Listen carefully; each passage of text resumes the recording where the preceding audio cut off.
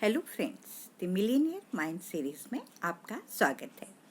दोस्तों, आज हम आपके धन के ब्लूप्रिंट की कंडीशनिंग के लिए आपको दौलत के सिद्धांत, 7वें सिद्धांत के बारे में बताएंगे, जो कहता है कि अमीर लोग सकारात्मक और सफल लोगों के साथ रहते हैं और गरीब लोग नकारात्मक और असफल लोगों के साथ रहते हैं।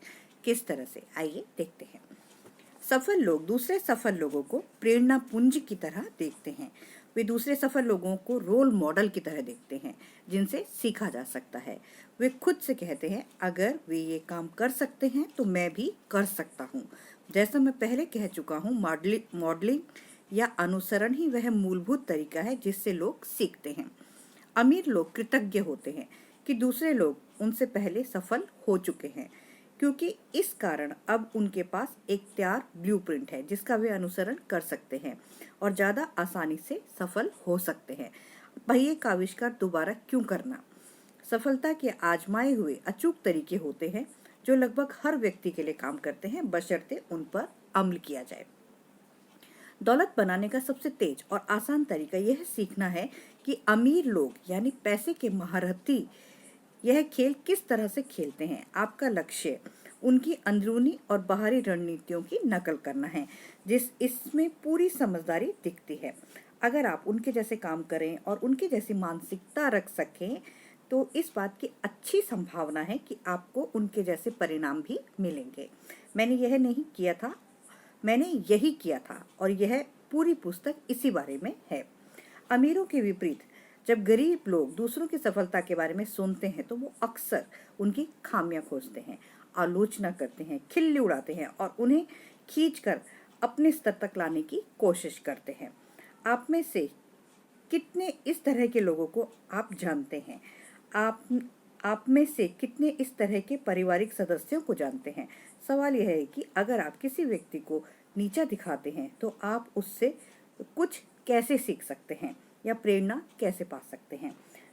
जब भी मेरा परिचय किसी बहुत अमीर व्यक्ति से कराया जाता है तो मैं उनके साथ ज़्यादा से ज़्यादा समय बिताने का तरीका खोजता हूँ। मैं उनसे बात करना चाहता हूँ और यह जानना चाहता हूँ कि वह कैसा सोचता है।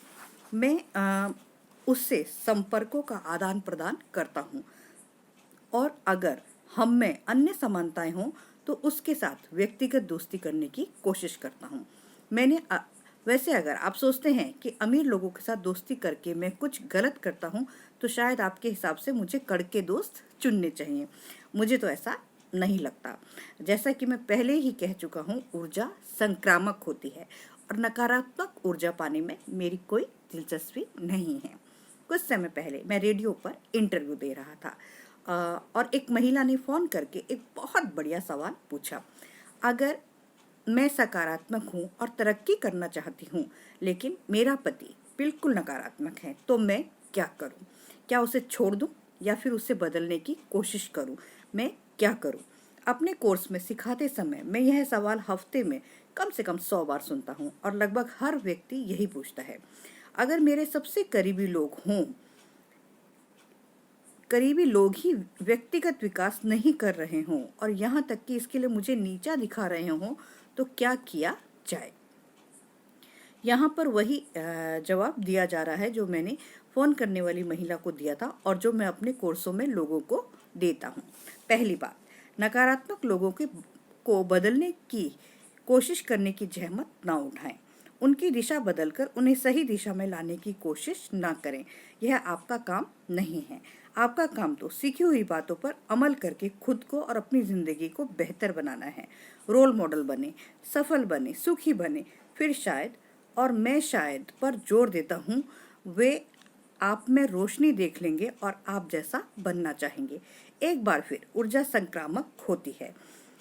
अंधेरा प्रकाश में गायब हो जाता है। जब आसपास प्रकाश हो तो लोगों को दरअसल अंधेरे में रहने में बहुत मुश्किल आती है। आपका काम तो यही है कि यथासंभव अपने सर्वश्रेष्ठ स्वरूप में रहें। अगर वे आपसे इसका रहस्य पूछने का विकल्प चुनते हैं तो उन्हें बता दें। दूसरी बात, एक और सिद्धांत याद रखें जिसे हम अपनी विज़ाई ट्रेनिंग में सिखाते हैं, और यह कोर्स शांत, केंद्रित और संतुलित रहकर मनचाही चीज को साकार करने के बारे में है। इसका सूत्रवाक्य है, हर चीज किसी कारण से होती है और यह कारण मेरी मदद के लिए है। हाँ, नकारात्मक लोगों और परिस्थितियों के बीच सकारात्मक तथा सचेतन रहना ज़्यादा मुश्किल होता है, लेकिन यही तो आपका इम्तिहान है। जिस तरह से फौलाद आग में तपकर कठोर बनता है, उसी तरह अगर आप आसपास मौजूद शंकालु और आलोचनात्मक लोगों के बीच भी अपने जीवन मूल्यों के प्रति सच्चे रह सके तो आप ज़्यादा तेजी और शक्ति से विकास करेंगे। यह भी याद रखें कि किसी चीज का कोई अर्थ नहीं होता है सिवाय उस अर्थ के जो हम उसे देते हैं। याद रख करें, इस पुस्तक के खंड 1 में हमने इस बारे में चर्चा की थी कि आमतौर पर हम किस तरह अपने एक या दोनों अभिभावकों के अनुरूप या विपरीत होते हैं, जो इस बात पर निर्भर करता है कि हमने किस तरह उनके कार्यों को देखा है। मैं जानता हूँ कि आज से आप नकारात्मक लोगों को देखकर यह याद कर लिया करें कि आपको कैसा नहीं बनना है। वे जितने ज़्यादा नकारात्मक होंगे, आपको उतना ही ज़्यादा याद आएगा कि उनकी तरह बनना कितना बुरा है। मैं आपको यह सुझाव नहीं दे रहा हूँ कि आप उन्हें यह बात बता दें, बस मन में सोच लें। उनके वर्तमान स्वरूप की आलोचना ना करें, क्योंकि अगर आप उनके दोष निकालते हैं, आलोचना करते हैं और उन्हें उनकी औकात या उनके कामों की मूर्खता बता देते हैं, तो आप उनसे बेहतर नहीं हैं। बुरे से बुरा यह है कि अगर आप नकारात्मक ऊर्जा को बिल्कुल भी सहन नहीं कर पा रहे हो, अगर यह आपको उस बिंदु तक नीचे ले आए कि आप विकास ही ना कर सकते हो, तो आपको इस बारे में कुछ साहसिक निर्णय लेने होंगे कि आप कौन हैं और आप अपनी बाकी की जिंदगी कैसे जीना चाहते हैं। मैं आपको जल्दबाजी में कोई निर्णय लेने का सुझाव नहीं दे रहा हूँ, लेकिन मैं तो ऐसे व्यक्ति के साथ कभी नहीं रहना चाहूँगा जो नकारात्मक हो और व्यक्तिगत, आध्यात्मिक या वित्तीय स्तर पर सीखने तथा विकास करने की मेरी इच्छा को दबाए। मैं खुद के साथ ऐसा इसलिए नहीं करूँगा क्योंकि मैं अपना और अपने जीवन का सम्मान करता हूँ और मैं ज़्यादा से ज़्यादा सुखी तथा सफल बनने का हकदार हूँ। मैं इसे इस तरह देखता हूँ कि दुनिया में 6.3 बिलियन लोग रहते हैं और मैं नकारात्मक व्यक्तियों के बोझ को क्यों सहन करूं। या तो वे ऊपर आते हैं या फिर मैं दूर चला जाता हूं। एक बार फिर कहूँगा, ऊर्जा संक्रामक होती है। या तो आप लोगों को प्रेरित करते हैं या फिर आप उन्हें संक्रमित करते हैं। इसका उल्टा भी सच है, या तो लोग आपको प्रेरित करते हैं या फिर संक्रमित करते हैं। मैं आपसे एक सवाल पूछना चाहता हूँ, अगर आपको पता हो कि किसी व्यक्ति को खसरा है, तो क्या आप उसे गले लगाएंगे? ज़्यादातर लोग कहेंगे बिल्कुल नहीं, मैं नहीं चाहता कि मुझे भी खसरा हो जाए। देखिए, मैं नकारात्मक चिंतन को मानसिक खसरे जैसा ही मानता हूँ। खुजली के बजाय इसमें शिकायतें होती हैं, चकत्ते के बजाय आलोचना होती है और दर्द के बजाय कुंठा होती है। अब क्या आप सचमुच ऐसे लोगों के करीब रहना चाहते हैं? मुझे यकीन है आपने यह कहावत सुनी होगी, एक जैसे पंख वाले पक्षी एक साथ रहते हैं। क्या आप जानते हैं कि ज़्यादातर लोगों की आमदनी अपने सबसे करीबी दोस्तों की औसत आमदनी के 20% के भीतर होती है। इसलिए बेहतर होगा कि आप इस बात पर सतर्क निगाह रखें कि आप किनके साथ रहते हैं और उन्हें सावधानी से चुनें। मेरा अनुभव यह है कि अमीर लोग सिर्फ गोल्फ खेलने के लिए ही कंट्री क्लब के सदस्य नहीं बनते हैं, वे तो दूसरे अमीर और सफल लोगों से मिलने के लिए वहाँ जाते हैं। एक और कहावत है, क्या आप जानते हैं कि यह महत्वपूर्ण नहीं है, महत्वपूर्ण तो यह है कि आप किसे जानते हैं। जहाँ तक मेरा ख्याल है, आप इससे बहुत अमीर बन सकते हैं। संक्षेप में, अगर आप बाजों के साथ उड़ना चाहते हैं तो बतखों के साथ ना तैरें। मैं सिर्फ सफल, सकारात्मक लोगों के साथ रहना पसंद करता हूँ और उतनी ही महत्वपूर्ण बात यह है कि मैं नकारात्मक लोगों से दूर रहता हूँ। मैं खुद को विषैली स्थितियों से दूर रखने का भी ध्यान रखता हूँ। मैं खुद को जहरीली ऊर्जा से संक्रमित नहीं करना चाहता। बहस, गपशप, पीठ पीछे होने वाली आलोचना को मैं इसी श्रेणी में रखता हूँ। मैं इसमें चिंतनहीन टीवी देखने को भी शामिल करता हूँ, जब तक कि आप इसे सिर्फ मनोरंजन के लिए ना देख रहे हों। चिंता की बात तो तब है जब आप टीवी मनोरंजन का एकमात्र साधन बन जाए। अमीर लोग विजेताओं के साथ उठते बैठते हैं और गरीब लोग पराजितों के साथ उठते बैठते हैं। क्यों? यह आरामदेह होने का मामला है। अमीर लोग दूसरे सफल लोगों के साथ आरामदेह रहते हैं। मैं खुद को उनके साथ रहने के काबिल मानते हैं। गरीब लोग बेहद सफल लोगों के साथ असहज रहते हैं। उन्हें डर होता है कि उन्हें अस्वीकार कर दिया जाएगा या उन्हें महसूस होता है कि वे उनकी श्रेणी के नहीं हैं। खुद ही रक्षा के लिए उनका अहम दूसरों के दोष खोजता है और आलोचना करने लगता है।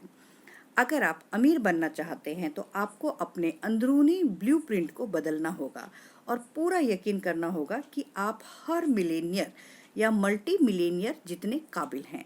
मुझे अपने सेमिनारों में सदमा लगता है जब लोग मेरे पास आकर पूछते हैं कि क्या वे मुझे छू सकते हैं। वे कहते हैं मैंने पहले कभी किसी मल्टी मिलेनियर को नहीं छुआ है। मैं आमतौर पर विनम्रता से मुस्कुरा देता हूँ, लेकिन मन ही मन सोचता हूँ क्या बकवास है। मैं आपसे किसी तरह बेहतर या अलग नहीं हूँ और जब तक आप यह बात नहीं समझेंगे तब तक आप कंगाल ही बने रहेंगे। मेरे दोस्तों, मुद्दा मिलेनियर्स को छूना नहीं है। मुद्दा तो यह फैसला करना है कि आप उनके जितने ही अच्छे और काबिल हैं। मुद्दा तो उनके जैसे काम करना है। मेरी सबसे अच्छी सलाह यह है कि अगर आप सचमुच मिलेनियर को छूना चाहते हैं तो खुद मिलेनियर बन जाएं। मुझे उम्मीद है आप गलत समझ गए होंगे।